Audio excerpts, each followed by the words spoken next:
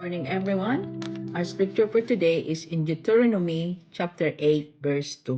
Remember how the Lord your God led you all the way in the wilderness these 40 years to humble and teach you in order to know what was in your heart, whether or not you would keep his commands. Today, God is calling us to pause and remember. In the middle of where you are now, your responsibilities, your challenges, your next steps, it's easy to focus only on what's ahead. But this verse reminds us to look back and see how far God has already brought us. There were moments we didn't think we would make it, seasons where we felt unsure, stretched, even overwhelmed. But somehow, we are still here.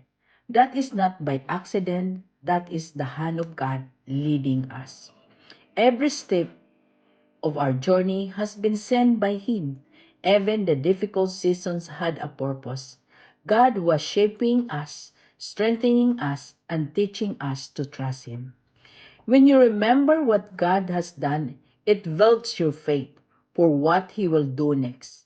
The same God who provided before will provide again. The same God who made a way before will make a way again. Today, don't just look forward, look back with gratitude. Let remembrance strengthen our faith.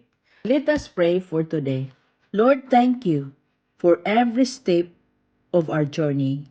Thank you for the times you carried us when we felt too weak, for the moments you provided when we lacked, and for the ways you made when we could not see a path. Forgive us for the times we have forgotten your goodness or focused more on our struggles than your faithfulness. Today we choose to remember. We remember your provisions, your protection, and your guidance in our life. Lord, strengthen our faith as we move forward. Remind us that the same God who led us before is still leading us now. Help us to trust you in every season, whether we understand it or not. Teach us to walk with confidence, knowing that our journey is in you, hands alone.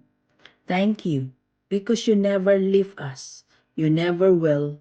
We trust you to what is ahead. In Jesus' name, amen.